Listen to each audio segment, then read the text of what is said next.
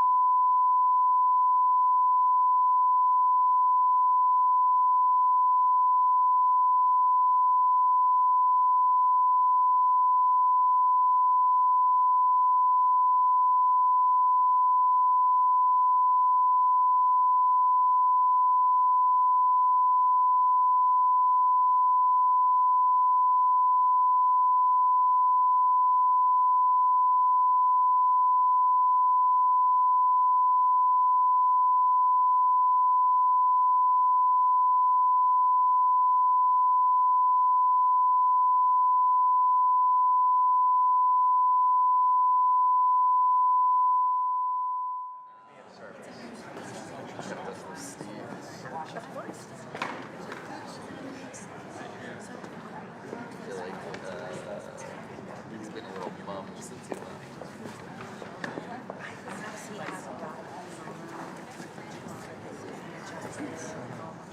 Yes.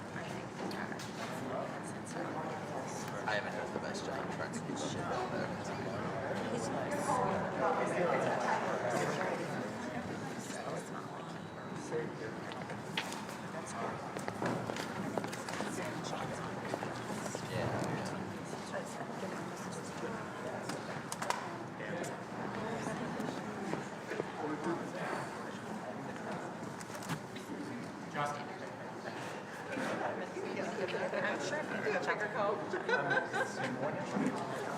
Yeah.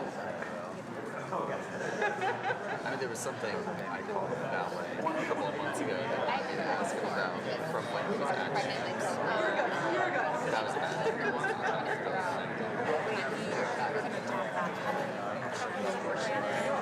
It was something that my editor was asking me a story to see if Steve had gotten contacted about it. Oh, yeah. So the board together, right? Yeah, like if he had gotten contacted about a certain story. Oh, I know the story. I know the story. Child. Oh, no. Just like, just a thing about like happening stuff. Yes. Did he pick up? Yes. No, he actually did. No, you just yeah.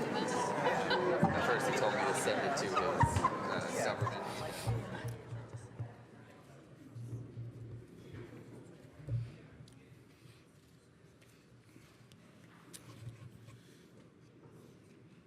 Thank you so much.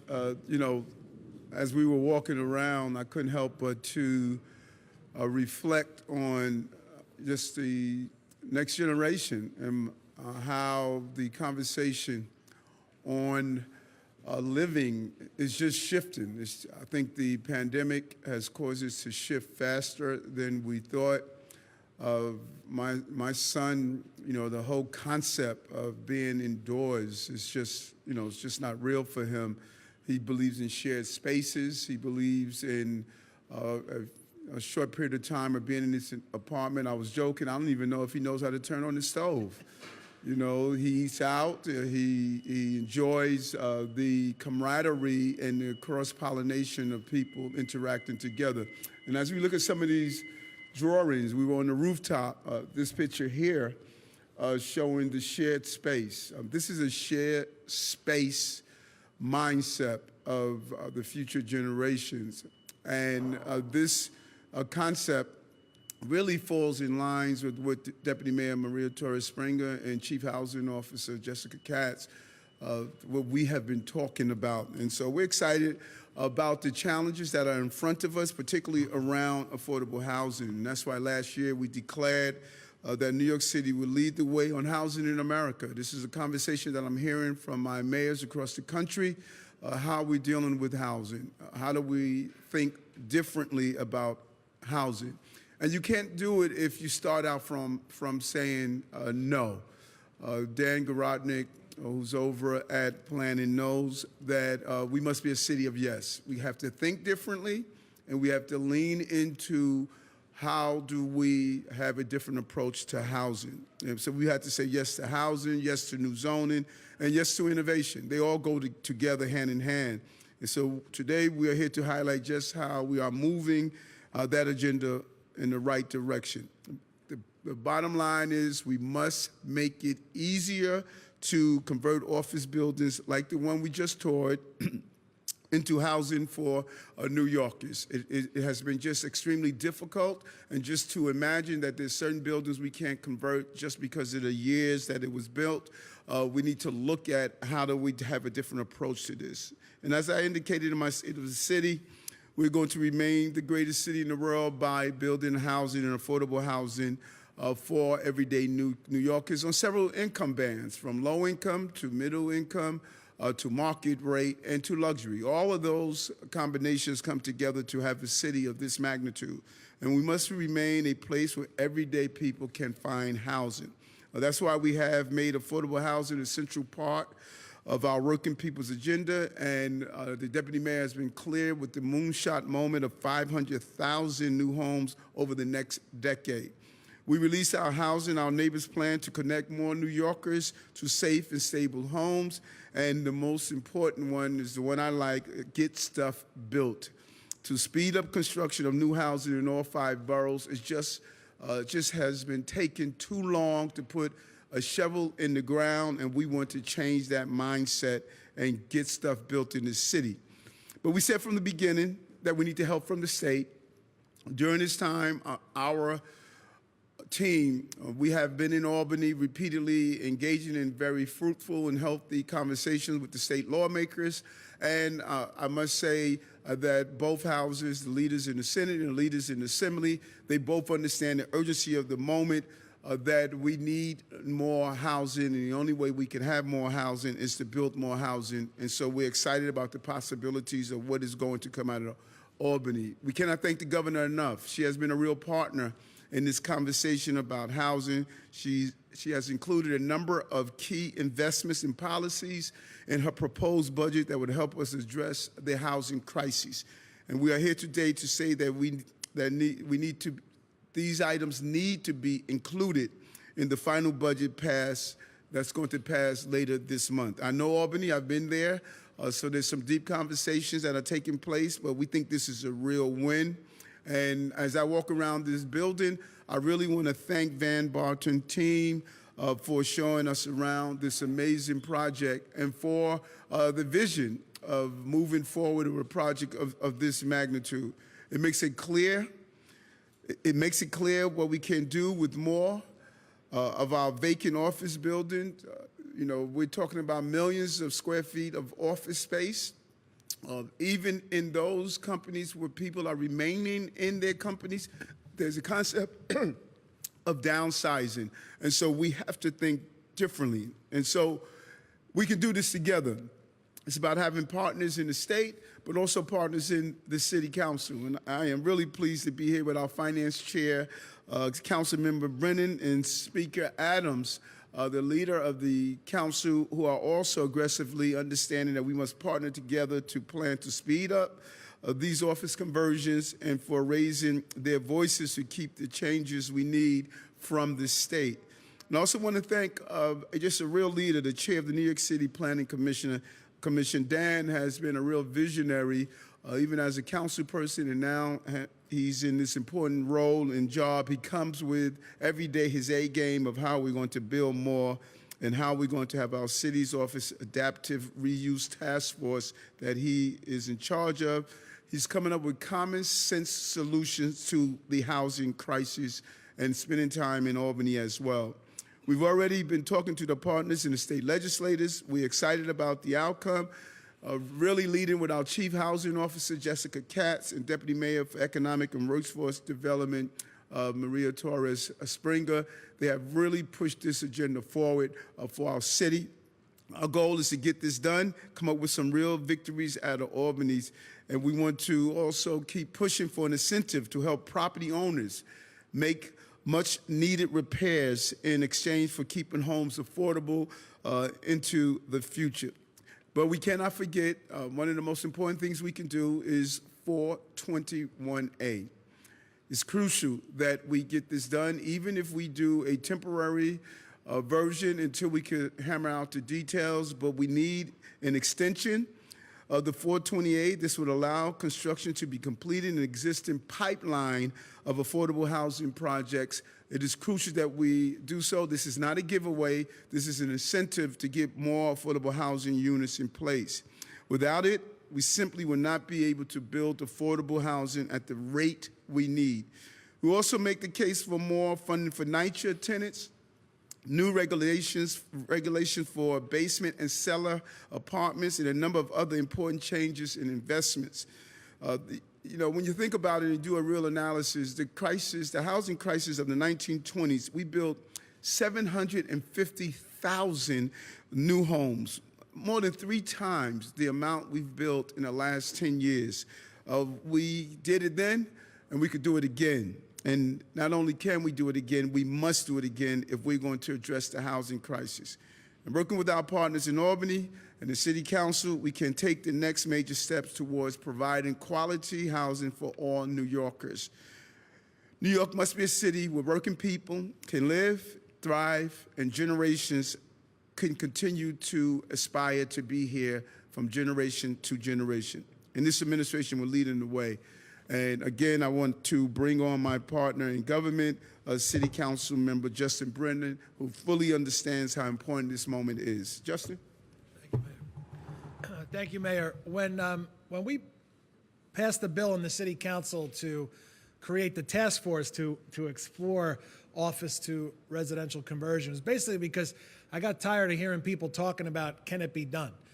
I went to the mayor and said, let's actually figure it out. Let's sit down, let's get the greatest minds we have, and let's figure out if it can be done. And I think what's happening here is really an example of that, of putting a what if into action, and a what if and a why not. Right now, we're really in the throes of an affordable housing crisis. We're not in the throes of an office space crisis. We have too much unused office space and not enough housing. So it's really a no-brainer. It's one of those moments when everything just lines up and makes sense. Like the mayor said, we need our partners in Albany to incentivize these conversions to make it easier for developers to do this. If they have unused office space and we have such a need for affordable housing, this is the way to make it happen. We're going to do everything on the city level to make it as easy as possible to go through this process, but we need our partners in Albany to really incentivize this and make it as easy as we can. This is something that almost 75% of New Yorkers support, turning unused vacant office space into residential units. It has overwhelming support across the city, and it's just really a common sense, no-brainer policy, but now we have to do everything we can to incentivize it to make sure that it gets done and makes it easier to get done. You're talking about maybe 40,000. If the blueprint that Dan's task force laid out, that we could house about 40,000 families, over 20,000 units in this city just by converting unused office space into residential housing. So let's get it done. Thank you, Mr. Mayor. Thank you. Thank you. We got time for a couple on-topic questions. Folks have on-topic questions. What are Hold on, before you do that, why don't you come, you or your son, one of you come and say a few words about this project, okay? I'll be very brief. Thank you for your time. Thank you, everyone, for your time and support. Creating a livable place for people to both socialize, work, 24 hours a day, 7 days a week, rather than having a part of the city that is quiet a few days a week, active a few other days a week, is vital. It creates a better community, a safer community, and effectuating a change and enabling office buildings to become residential buildings is paramount. And we've done it at 180 Water Street. We're doing it here and a few other places in New York City. And we continue to support the plan to keep that momentum going. So thank you. Thank you. Appreciate your time. Very much, very much. And for those of us who remember, pre 9/11, this was a 6 p.m. community. You know, I was assigned to District 2 that covered Lower Manhattan as a transit officer. 6 p.m., people were gone. Now this is a 24-hour, 7-day-a-week, you know, people are walking their dogs, enjoying the nightlife and enjoying living down here. And so we've been here before, and we cycled out of it. And so we're looking forward to it. And thank you for being a pioneer and forward thinking as we turn this dream into reality. Yep. Couple questions. If I wanted to rent a one-bedroom apartment here, once it's done, how much would that roughly go for? What are some of the incentives that you're putting out there to get people on board? And what are some of the challenges with turning a space like this into residential? Okay, why don't we turn it over to you, Deputy Mayor? The rent part of it, you could give up the rent part of it, but Deputy Mayor. That's right. Thanks for your question. So what we're looking for in Albany is the ability to do a couple of things to make this type of conversion easier across the city. One is a change to what is called the multiple dwellings law to allow the conversion from office to residential. Right now, if you look at the map of where this type of conversion is allowed, it's really a patchwork depending on when a building is built and where it is in the city. So that's one part. The second part to your question, though, is we're also looking for authority for a tax exemption that would allow the possibility of affordable units whenever there is a conversion. So those are the two things that have to work hand in hand so that as there is conversion, there's the ability for more affordable units. I'll let Richard talk about this building. This is a market rate building, and we're happy that it is converting to residential, but if we are successful with our partners in Albany, then what we'll see is not just the conversion to residential, but also the addition of affordable units because of that, the tax exemption and the incentive that will be made possible. You guys want to say what the rent will be for one bedroom? Rents have started about $3,000 a month and going up from there. How many units of those? We're going to go one at a time. I have a couple of questions about the building. How long did it take to convert one unit? How many units will be for a floor? And, you know, we're talking about affordable housing crisis. How does a $3,000 unit help with an affordable housing crisis? Some people can't even afford to pay $1,000 a month. No, what we have in the city is a housing crisis, And the goal is to build low income, middle income, and market, and to shore up NYCHA. So it's not a one size fits all. We have the housing crisis. When I speak with my principal and police officer, they are having a housing crisis. So we don't want to divide and separate our city. We have a housing crisis. And as the deputy mayor stated, that if we're able to incentivize the affordable units by putting money into it, like we did with other projects in the city, the Bruckner Project, Innovation Queens, the Willis Point Project, we're able to do so. So the game is to make sure we get the zoning to get out of the way so that we can use the creativity to address the housing crisis. Well, hold on. Yeah, you're one at a time. We got you. And so they want to talk about the floors. All right. If you want to go to the mic, Can you say your name, Oh, sir? yeah, Joey Kaleli. So overall, 588 units, and from start to finish, so we go systematically throughout the building from bottom up. So from the time we started until the time we get our first TCO for that set of units, it'll be 18 months, but overall completion of the project, 24 months. So without the incentives, Okay, without, go ahead. yes, sir, if you could answer, without the incentives that they're looking for, how did you decide to convert this? Like what economics were in play for you to do that? I think cost basis of our investment, which we purchased back in 2013, enabled us to be able to do it without incentives. But, you know, incentives would, of course, help with other people. the incentive, you know, if you were talking about like a revised 421A or something along those lines, you know, some critics of it have said it was too much of a giveaway. You know, in the past they've said, so, you know, and Governor Hochul trying to possibly get something like this moving forward, not just the extender part.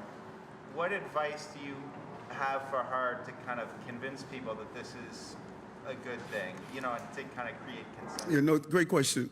We should do a real analysis of how many projects are in the pipeline, how many projects have stalled, and as we talk about the housing crisis we're facing, to make sure that we can come up with a good 421 version that we all can live with. You know, do we find 100% agreement on anything? No, you don't. But we can find a compromise that will continue to incentivize development of affordable units and at the same time make sure that the price point remains affordable for low income, middle income New Yorkers as well. So we are excited about the conversations in Albany around our overall housing agenda, but it's crucial that we do need a 421A plan. The governor's proposal on conversion includes a tax incentive if landlords do affordable housing, but it's up to them. Do you have a sense at all of what share of landlords doing conversion would choose to do affordable housing? Jessica, when are you? Sure, I got it. It will depend on what is ultimately passed, right? Because with each of these, with each of the incentive programs, the devil's usually in the details. So our goal is to make sure that it's the type of incentive program that makes sense to get the conversion, to get the affordability, so that we're not eroding our own goals. But we can follow up with specific estimates, but we're not trying to force anyone to do a conversion. What we're trying to do, as the mayor mentioned, is to get rid of all of the barriers, and there are many of them that exist today, regulatory, financial, to make these conversions possible, because we have to use all of those tools to meet the housing crisis that has been dire and unrelenting over the course of the last several decades. So how many units are we going to have? What we're talking about, the percentage of the or number of units that you're going to have that are affordable?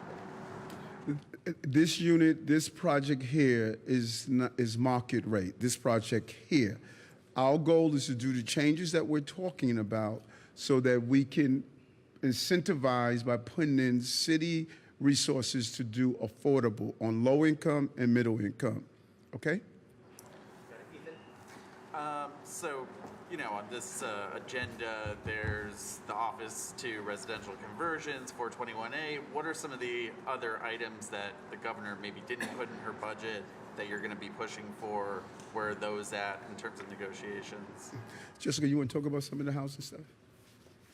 Sure. One thing we're looking for is to make sure that NYCHA gets support in the upcoming state budget. So that's something that we're working with Albany on as well. But we're very proud that in very large part, our housing agenda is very well aligned with the governor. So that's once in a generation opportunity to take a big swing on housing, and we're really looking forward to it. Okay, thanks, folks. I have an off-topic there. Will you take a few off-topics? We gotta go. We're just doing on topic. No off topic?